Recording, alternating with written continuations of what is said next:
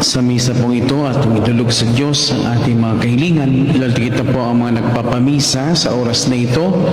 Ang kahilingan din po ng ating kuraparoko na si Father Sam at ang mga kaisa natin sa pagdiriwang ng banal na misa, ang online mass followers natin at ang kanilang mga kahilingan. Sa ngalan ng Ama at ng Anak at ng Espiritu Santo. Amen. Sumainyo ang Panginoon. At sumayo rin. Sinasabi ni Jesus sa ating mabuting balita, ang Ephata. Ibig sabihin, mabuksan. Mabuksan nawa ang ating mga isipan, ang ating puso, ang ating pandinig upang pakinggan natin ang salita ng Diyos.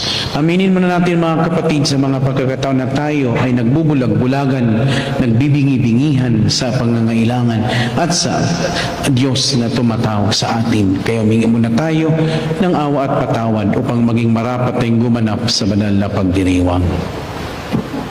Inaamin ko sa makapangyarihang Diyos at sa inyo mga kapatid na lubha ko nagkasala sa isip, salita at sa gawa at sa aking pagkukulang.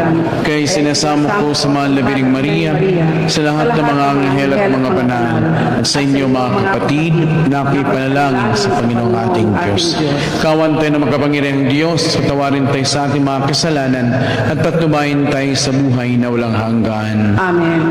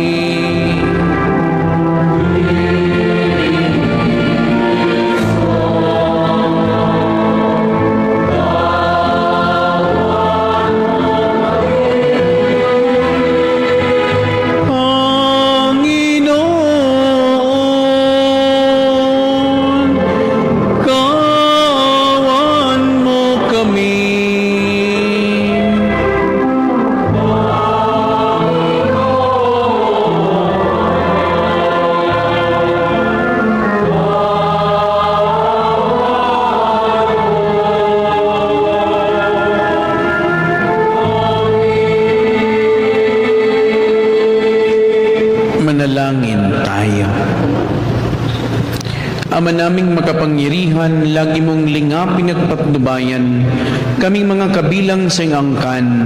Sa tanging pag-asa naming ikaw ang nagbibigay, kami tangkilikin mo at laging subaybayan. Sa pamamagitan ng Jesucristo kasama ng Espiritu Santo magpa sa walang hanggan. Amen.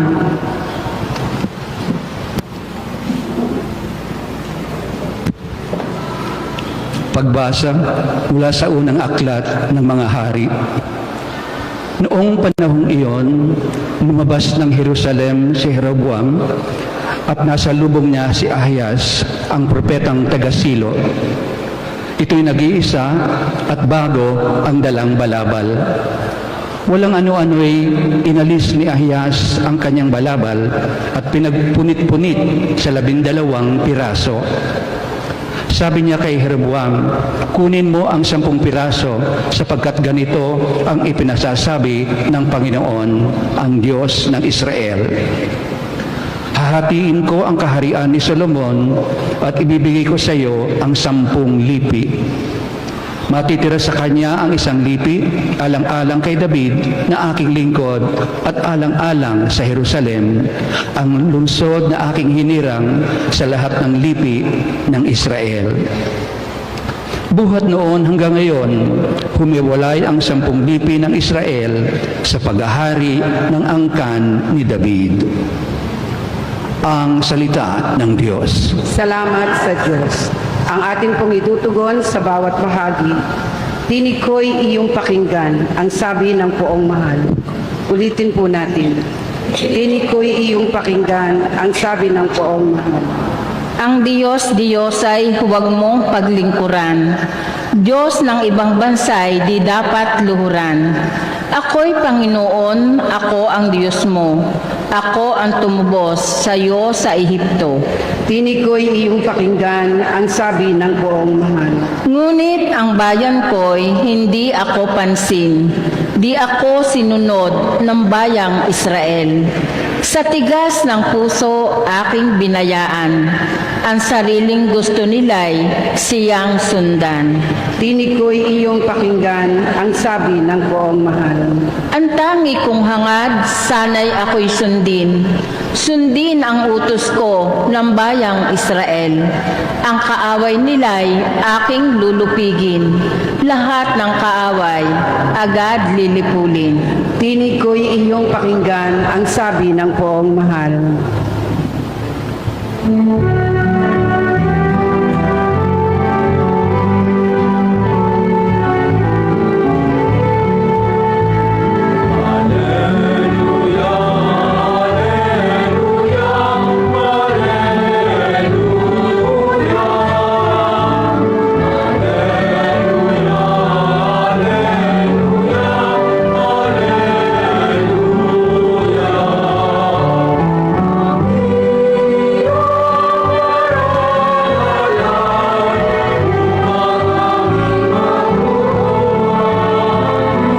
Salitang bumubuhay, Alleluia.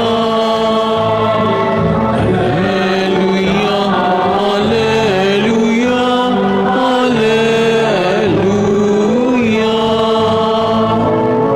Alleluia, Alleluia, Alleluia.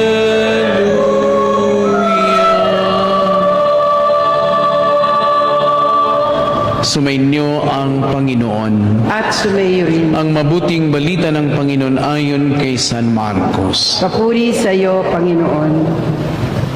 Noong panahong iyon, pagbabalik ni Jesus mula sa lupain ng Tiro, dumaan siya sa Sidon at nagtuloy sa lawa ng Galilea. Matapos tahakin ang lupain ng Decapolis, dinala sa kanyang isang lalaking bingi at utal at ipinamanhik nila na ipatong sa taong ito ang kanyang kamay. Inilay muna siya ni Jesus sa karamihan at isinuot ang kanyang mga daliri sa mga tainga nito. Pagkatapos lumura at hinipo ang dila nito. Tumingala si Jesus sa langit at nagbundong hininga at sinabi sa tao, Ephata, ibig sabihin, mabuksan. At nakarinig na ito na wala ang pagkautal at nagapagsalita na ng malinaw. Sinabi ni Jesus sa mga tao na huwag ibalita ito kanino man. Ngunit kung kailan sila pinagbabawalan, ay lalo naman nilang ipinamamalita ito. Sila lubhang ng gilalas at ang wika. Anong buti ng lahat ng kanyang ginawa? Nakaririnig na ang bingi at tagapagsasalita ang pipi. Ang mabuting balita ng Panginoon.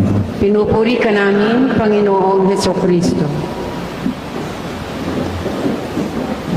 Magandang hapon sa ating lahat. Binabati din natin ang ating mga sumusubaybay sa ating online mass Friday the 13th. Anyway, magtiwala tayo sa Diyos. Huwag tayo na sa mga pamahiin at mga malas-malas na yan. Mga kapatid kay Kristo, sa ating mabuting balita ngayon, nakita natin ang isang napaka-kapangyarihang encounter kay Jesus. Isang lalaking bingi at may speech impediment ang dinala kay Jesus. Hindi lamang siya ay physical disability. Siya rin ay tila hiwalay sa pagkikipag-ugnayan sa komunidad. Sa panahon nila, ang ganitong kalagayan ay nagdudulot ng isolation at diskriminasyon. Ngunit ano ang ginawa ni Jesus? Hindi niya ito ipinahiya o itinanggi. Dinala niya ito sa isang tabi, personal at intimate ang approach Hinawakan niya ang tainga at dila ng lalaki. Tumingala sa langit at nagsabi ng isang salita, Ephata, be opened. At agad nabuksan ang kanyang pandinig at nakapagsalita siya ng malinaw. Mga kapatid, ang be opened o ephata ay hindi lamang tungkol sa physical healing. Ito ay tungkol sa pagbubukas ng puso, ng isip at ng kaluluwa sa grasya ng Diyos. Minsan tayo rin ay parang bingi, hindi sa tunog, kundi sa tawag ng Diyos. We hear, but we do not listen. We speak, but we do not proclaim the truth and love. Dini natin makikita ang napakagandang halimbawa ni Santa Rita na ating patrona. Ang kanyang buhay ay tila isang long journey of suffering. Bata pa lamang siya ay nais na niyang maglingkod sa Diyos bilang madre. Ngunit pinilit siyang mag-asawa. Ang kanyang asawa ay marahas at madaling magalit. Isang napakahirap na sitwasyon. Toxic relationship, full of pain and fear. Pero sa halip na magsara ang kanyang puso, pinili ni Santa Rita na maging bukas, open to forgiveness, open to patience, open to God's transforming grace. Sa kanyang tahimik ngunit matatag na pagmamahal, unti-unting nagbago ang kanyang asawa, isang tunay na miracle of conversion. Ang ating mabuting balita ay nagpaanyaya rin sa atin. Ano ang kailangang buksan sa ating buhay? May mga sugat gatayo na matagal nang sarado. May mga taong hindi pa rin natin pinatatawad hanggang ngayon. May mga pagkakataon ba na pinipili nating hindi makinig sa konsensya natin? Ang ephata ni Jesus ay patuloy na binibigkas sa ating panahon. Sa banal na misa, sa bawat pakikinig natin sa salita ng Diyos, sinasabi niya, Ephata, buksan mo ang iyong puso sa pagpapatawad. Buksan mo ang iyong isip sa pagbabago. Buksan mo ang iyong buhay sa misyon na binibigay sa iyo ng Diyos. Tulad ng lalaking gumaling, tayo rin maaaring makaranas ng healing. Not only physical, but emotional and spiritual healing. At tulad ni Santa Rita, ang pagiging bukas sa Diyos, na kahit sa gitna ng suffering, ay naging daan upang maranasan ang tunay na kapayapaan. Brothers and sisters, God specializes in the impossible. Kung may mga sitwasyon na parang hopeless, tandaan natin ang buhay ni Santa Rita. Kung may puso na tila sarado na sa pagmamahal, tandaan natin ang salita ni Jesus, Ephata. Ngayong hapong ito, hilingin natin sa Panginoon, Lord, open my ears that I may truly listen. Open my mouth that I may speak kindness. Open my heart that I may forgive and love without limits. At sa pagbubukas natin ng ating sarili sa Kanya, maranasan natin ang tunay na himala, ang pagbabago ng puso. Ephata, be opened. Amen.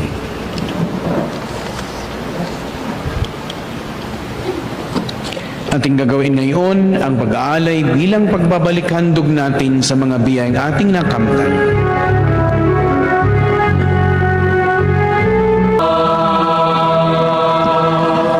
Manalangin kay mga kapatid upang ang ating paghahain ay kalugdan ng Diyos amang makapangyarihan. Tanggapin nawa ng Panginoon itong paghahain sa iyong mga kamay, sa kapurihan niya at karangalan, sa ating kapakinabangan, at sa buong sambayanan niyang banal. Ama naming lumikha, ang pagkain inuming narito ay iyong ginawa, upang mapalakas kaming mga mahihina. Ipagkaloob mong ito ay aming mapagsaluhan bilang pakikinabang sa buhay mong pangmagpakailanman. sa pamamagitan ni Jesucristo kasama ng Espiritu Santo magpasawalang hanggan. Amen. Sumainyong Panginoon, At sumayo rin. itaas sa Diyos ang inyong puso at diwa. Itinaas na namin sa Panginoon. Pasalamatan natin ang Panginoong ating Diyos. Marapat na siya ay pasalamat. Ama naming makapangyarihan, tunay nga pong marapat na ikaw ay aming pasalamatan. Sa iyong paglingam at kagandahang loob, ang tao ay nilikha mo't pinangangasiwa sa sansinukob. Sa hangad mong siya iwastong lubos, siya pinagdusa mo sa kanyang pagtalikod. Sa iyong paggiliw, iyong pinahintulot na makabalik siya sa pamamagitan ni Kristo Jesus, kaysa ng mga anghel na nagsisiawit ng papuri sa iyo nang walang humpay sa kalangitan. Kami nagbubunyi sa iyong kadakilaan.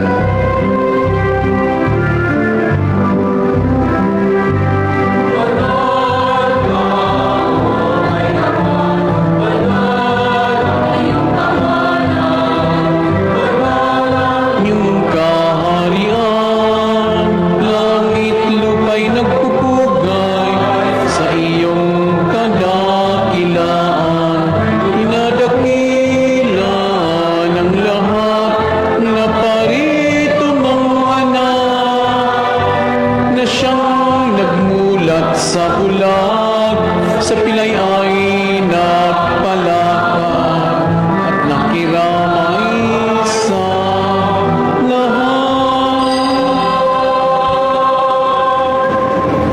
Ama naming banal, ikaw ang bukal ng tanang kamanalan. Kaysa pamamagitan ng Espiritu gawin mong banal ang kaloob na ito pang para sa aming maging katawan at dugo ng aming Panginoong Jesucristo. Bago niya pinagtiis ang kusang loob na maging handog, kinuha niya ang tinapay, pinasalamatan kaniya, pinaghati-hati na iyon, iniabot sa kanyang mga alagad at sinabi, "Tanggapin ninyong lahat ito at kanin. Ito ang aking katawan nihahandog para sa inyo."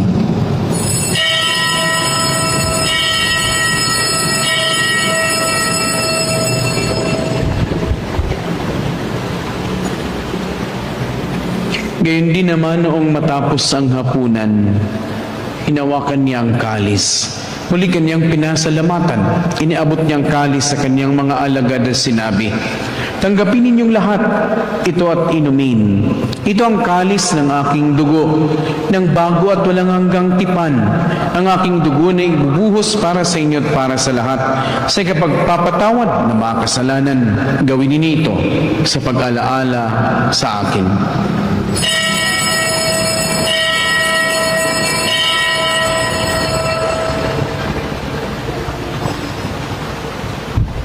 Ipagbuni natin ang misteryo ng pananampalataya.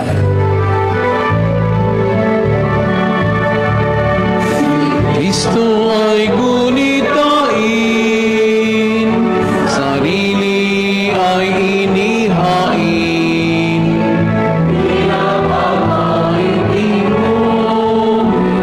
Pinagsasaluhan natin hanggang sa siya'y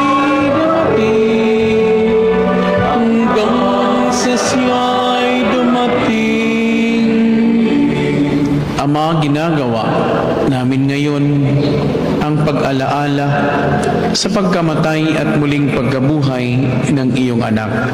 Kaya't iniaalay namin sa iyong tinapay na nagbibigay buhay at ang kalis na nagkakaloob ng kaligtasan. Kami nagpapasalamat dahil kami iyong minarapat na tumayo sa harap mo para maglingkod at mag-alay sa iyong dambana. Isinasamo namin kami magsasalo-salo sa katawan at tugon ni Kristo ay mabuklod sa pagkakaisa sa pamamagitan ng Espiritu Santo. Ama, lingapin mo po ang iyong simbahang laganap sa buong daigdig. Puspusin mo kami sa pag-ibig kay San Leon na aming Santo Papa at ni Gilbert na aming Obispo at ng Tanang Kaparian.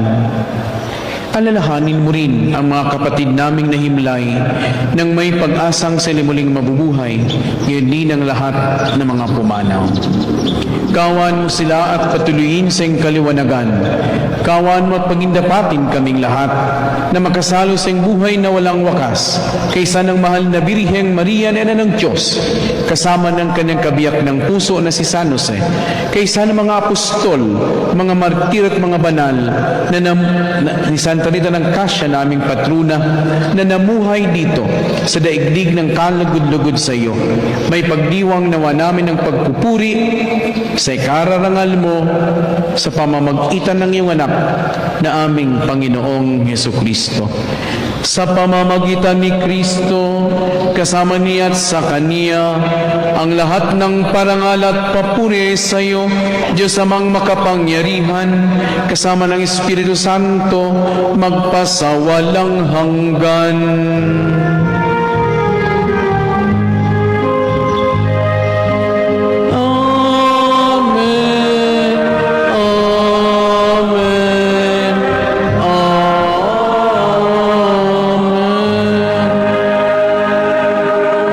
Sa tagubilin ng mga nagkagagaling na utos sa turo ni Jesus na Panginoon Diyos, ipahayag natin ng lakas loob.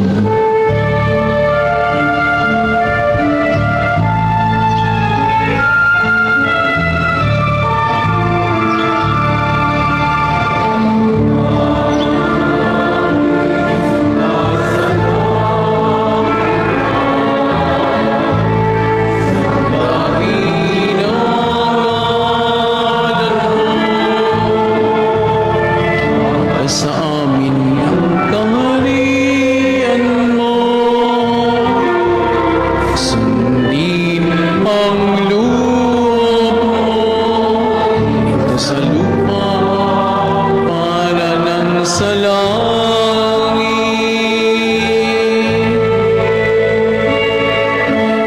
Bigyan mo kami ngayon ng aming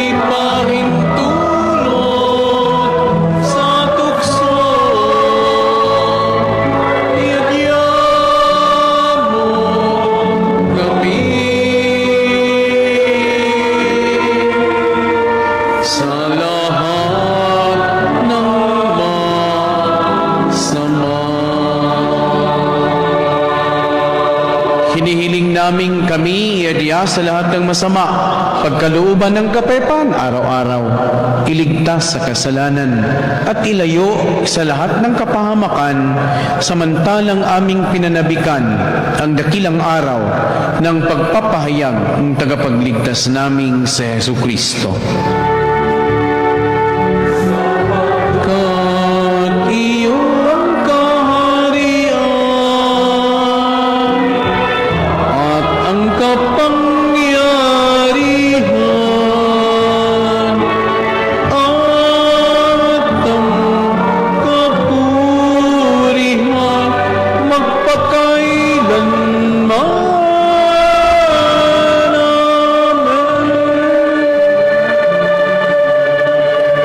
Panginoong Hesukristo, sinabi mo sa mga apostol, kapayapaan ang iniiwan ko sa inyo, ang aking kapayapaan ang ibinibigay ko sa inyo.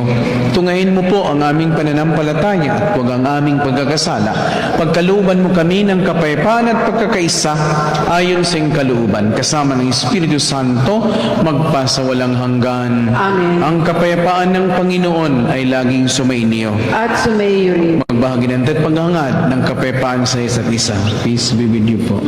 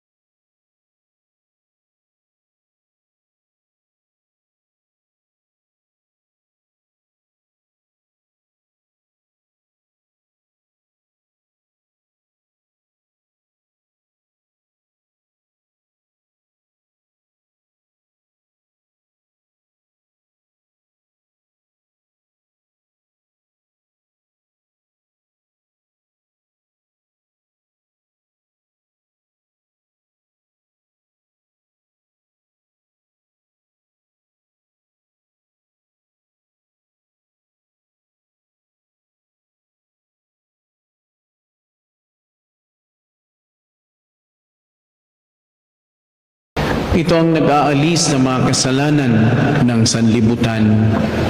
Mapalad ang mga inaanyayahan sa kaniyang piging. Panginoon, hindi ako karapat-dapat na magpatuloy sa iyo, ngunit sa isang salita mo lamang ay gagaling na ako.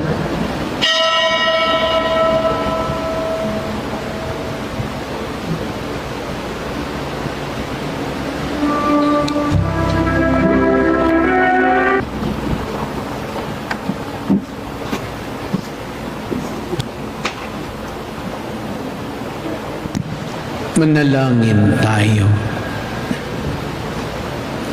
Ama naming mapagmahal, sa pagkainuming pagkakaisang binibigay, kami niloob mong makapakinabang, kaysa ni Kristo kami naway makapamuhay, upang makapamunga ng may kagalakan, para sa kapakanan ng aming kapwa-tao sa sanlibutan. Sa pamamagitan niya kasama ng Espiritu Santo, magpa sa walang hanggan. Amen.